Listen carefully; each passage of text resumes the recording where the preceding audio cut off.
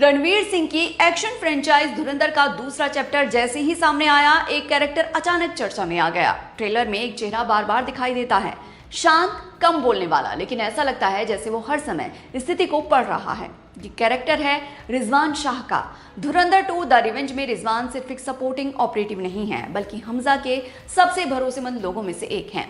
वो उन लोगों में से हैं जो मिशन के दौरान सामने कम आते हैं, लेकिन जिनके बिना मिशन पूरा नहीं होता। लेकिन इस कैरेक्टर से भी ज्यादा दिलचस्प है उसे निभाने वाले एक्टर की कहानी।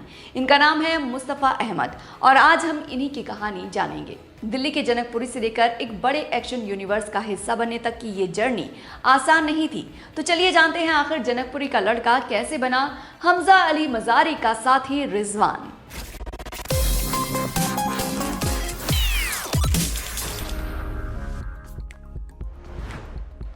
मुस्तफा अहमद उन कलाकारों में से नहीं हैं जिन्होंने थिएटर से शुरुआत की हो या एक्टिंग स्कूल से निकलकर फिल्मों तक पहुंचे हों। वो पहले बॉलीवुड के सबसे भरोसेमंद स्ट्रेंथ और कंडीशनिंग कोच थे। उन्होंने स्क्रीन पर आने से पहले स्टार्स को स्क्रीन के लिए तैयार किया। ऋतिक रोशन से लेकर रणवीर सिंह और विकी कौशल तक कई बड़े कलाकारों की फिजिकल तैयारी के पीछे मुस्तफा का काम रहा है। यही वजह है कि जब वो पहली बार कैमरे के सामने आए तो उनका स्क्रीन पर खड़ा होना स्वाभाविक लगा। मुस्तफा अहमद का जन्म दिल्ली के जनकपुरी इलाके में हुआ और उनका परिवार अफगानी मूल से जुड़ा हुआ है। उनका बचपन एक साधारण मिडिल क्लास माहौल में बीता, जहां सपने बड़े हो सकते थे लेकिन रास्ते सीमित होते थे। स्कूल के दिनों में उन्हें डिसलेक्सिया की समस्या का सामना करना पड़ा, जिसकी वजह से पढ़ाई उनके लिए एक लगातार स्ट्रगल बन गया। ट्रेडिशनल एजुकेशन सिस्टम में जहां पढ़ना और लिखना सफलता का मुख्य पैमाना माना जाता है, वहां डिसलेक्सिया से जूझना किसी भी बच्चे के सेल्फ कॉन्फिडेंस को अफेक्ट कर सकता है। धीरे धीरे हालात ऐसे बने कि उन्हें 10th के बाद पढ़ाई छोड़नी पड़ी। इंडियन सोशल कॉन्टेक्स्ट में ये फैसला बहुत बड़ा माना जाता है, क्योंकि पढ़ाई को स्टेबल फ्यूचर की सबसे मजबूत गारंटी समझा जाता है। लेकिन मुस्तफा ने इसे अपने जीवन की आखिरी चीजें नहीं बनने दिया। उन्होंने बहुत जल्दी समझ लिया कि अगर एकेडमिक रास्ता उनके लिए नहीं बना है तो उन्हें अपनी पहचान किसी दूसरे फील्ड में बनानी होगी। इसी दौरान फिटनेस उनकी लाइफ का सेंटर बनने लगा। शरीर को मजबूत बनाना उनके लिए सिर्फ शौक नहीं था, बल्कि कॉन्फिडेंस वापस पाने का एक रास्ता बन गया। 10th के बाद पढ़ाई छोड़ने के बावजूद मुस्तफा ने अपने करियर की शुरुआत जल्द ही कर दी थी। उन्होंने कॉल सेंटर में काम शुरू कर दिया और धीरे धीरे अपनी मेहनत से टीम लीडर की स्थिति तक पहुंच गए। ये अचीवमेंट इसीलिए भी बड़ा था क्योंकि उस समय उनकी मंथली इनकम लगभग 1 लाख रुपए तक पहुंच चुकी थी। इतनी कम उम्र में इतनी स्टेबल इनकम मिलना किसी भी युवा के लिए सेफ फ्यूचर का इंडिकेशन माना जाता है। लेकिन यही वो वक्त था जब उनके जीवन में एक बड़ा मोड़ आया। जिम में एक महिला की ट्रेनिंग में मदद करने के बाद उन्हें सलाह मिली कि उन्हें फिटनेस ट्रेनर बनना चाहिए। ये एक आम सजेशन था, लेकिन मुस्तफा ने इसे बहुत सीरियसली लिया। उन्होंने अपनी स्टेबल जॉब छोड़ दी और वेस्ट दिल्ली में एक जिम में ट्रेनर की तरह काम शुरू कर दिया। नई सैलरी सिर्फ 10,000 रुपए महीना थी। इसे आम जिंदगी में खराब फाइनेंशियल फैसला माना जा सकता है, लेकिन यही लीप ऑफ फेथ आगे चलकर उनके करियर की बुनियाद बना। कनॉट प्लेस पर एक जिम में काम शुरू करने के बाद मुस्तफा अहमद ने जिस तरह की मेहनत दिखाई, उसने बहुत जल्दी उन्हें बाकी ट्रेनर्स से अलग कर दिया। वो लगातार लंबे घंटों तक ट्रेनिंग सेशंस लेते थे और हर क्लाइंट की जरूरत के हिसाब से पर्सनल ट्रेनिंग प्लान तैयार करते थे। बताया जाता है कि वो महीने में लगभग 400 घंटे तक ट्रेनिंग सेशंस लेते थे, जो किसी भी ट्रेनर के लिए असाधारण माना जाता है। सिर्फ 3 महीनों के अंदर वो उस जिम के सबसे डिमांड वाले ट्रेनर्स में शामिल हो गए। ये सिर्फ लोकप्रियता का मामला नहीं था, बल्कि प्रोफेशनल भरोसे का मामला था। क्लाइंट्स को लगने लगा कि मुस्तफा सिर्फ ट्रेनिंग नहीं कराते, बल्कि उन्हें समझते भी हैं। यही भरोसा आगे चलकर उन्हें बॉलीवुड तक ले आया। 2015 में मुस्तफा अहमद को उनका पहला बड़ा सेलिब्रिटी क्लाइंट मिला और ये क्लाइंट थे ऋतिक रोशन। उस समय ऋतिक चोट से रिकवर कर रहे थे और उन्हें एक ऐसे ट्रेनर की जरूरत थी जो सिर्फ बॉडी बिल्डिंग नहीं, बल्कि फंक्शनल स्ट्रेंथ और रिकवरी ट्रेनिंग पर भी काम कर सके। मुस्तफा ने इस चुनौती को स्वीकार किया और उनके लिए एक कस्टमाइज्ड रिकवरी और परफॉर्मेंस ट्रेनिंग प्रोग्राम तैयार किया। ऋतिक रोशन जैसे स्टार के साथ काम करना सिर्फ एक ट्रेनिंग असाइनमेंट नहीं था, ये इंडस्ट्री के भीतर भरोसे की शुरुआत थी। इसके बाद धीरे धीरे दूसरे कलाकार भी उनके पास आने लगे और उनका नाम बॉलीवुड के विश्वसनीय स्ट्रेंथ कोचेस में शामिल होने लगा। मुस्तफा अहमद ने रणवीर सिंह के साथ पद्मावत और बाद में धुरंधर जैसे प्रोजेक्ट्स के लिए काम किया। रणवीर सिंह अपने किरदारों के लिए जिस तरह की फिजिकल तैयारी करते हैं, उसमें ट्रेनर की भूमिका बहुत जरूरी होती है। मुस्तफा ने उनके साथ परफॉर्मेंस बेस्ड स्ट्रेंथ ट्रेनिंग पर काम किया, जिससे उनके एक्शन रोल्स की तैयारी मजबूत हुई। इसके अलावा उन्होंने विकी कौशल को उरई द सर्जिकल स्ट्राइक और सरदार उधम जैसे किरदारों के लिए तैयार किया। इन फिल्मों में विकी कौशल का ट्रांसफॉर्मेशन काफी चर्चा में रहा था। यामी गौतम के साथ उन्होंने आर्टिकल 370 के लिए ट्रेनिंग की। धीरे धीरे मुस्तफा अहमद सिर्फ एक ट्रेनर नहीं रहे, बल्कि ऐसे प्रोफेशनल बन गए जो कलाकारों की फिजिकल ऑथेंटिसिटी बनाने में योगदान देते थे। मुस्तफा अहमद की जर्नी में उनकी पत्नी राधिका की भूमिका भी बहुत जरूरी रही है। राधिका एक हेल्दी बेकिंग वेंचर चलाती थीं और इसी काम के दौरान उनका कांटेक्ट कई सेलिब्रिटी सर्कल से बना। यही नेटवर्क आगे चलकर मुस्तफा के करियर में महत्वपूर्ण साबित हुआ।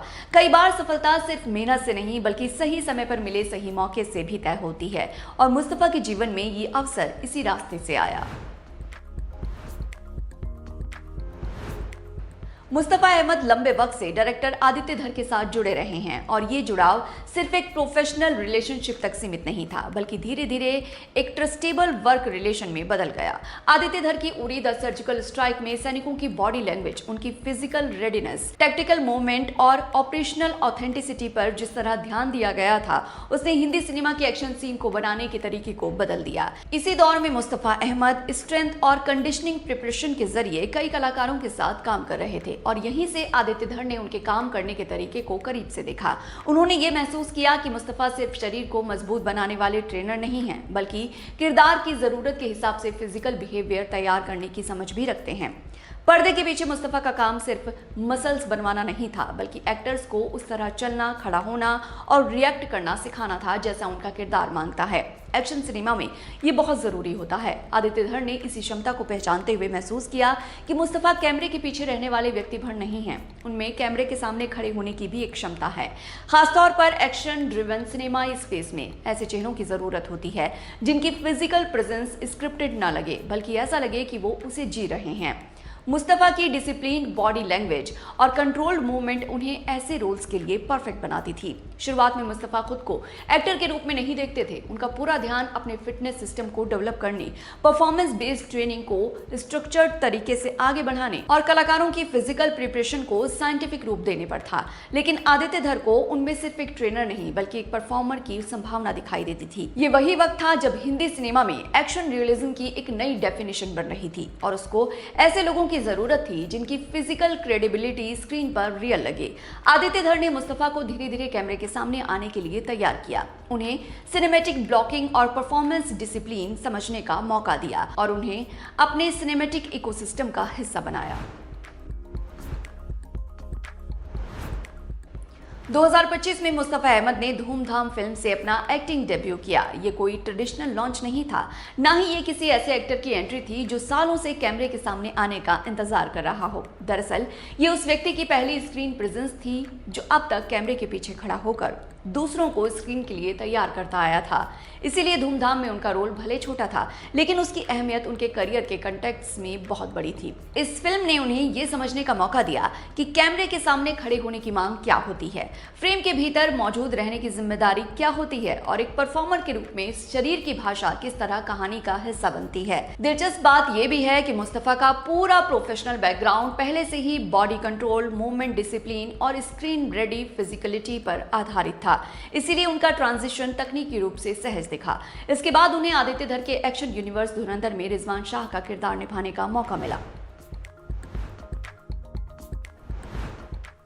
धुरंधर 2 द रिवेंज में रिजवान शाह का किरदार पहले से कहीं ज्यादा उभर के सामने आता है। यह अब सिर्फ एक बैकग्राउंड ऑपरेटिव नहीं रह जाता, बल्कि मिशन का सक्रिय हिस्सा बन जाता है। रिजवान उन कैरेक्टर्स में से हैं जो कहानी में शोर नहीं करते, लेकिन कहानी की दिशा तय करने में जरूरी रोल प्ले करते हैं। ऐसे कैरेक्टर के लिए सिर्फ डायलॉग डिलीवरी काफी नहीं होती, उनके लिए बॉडी की स्टेबिलिटी, आई कंट्रोल और स्क्रीन पर खड़े रहने का रियलिज्म ज्यादा जरूरी होता है। यही वो जगह है जहां मुस्तफा का फिटनेस बैकग्राउंड इस रोल के लिए काम करता दिखाई देता है।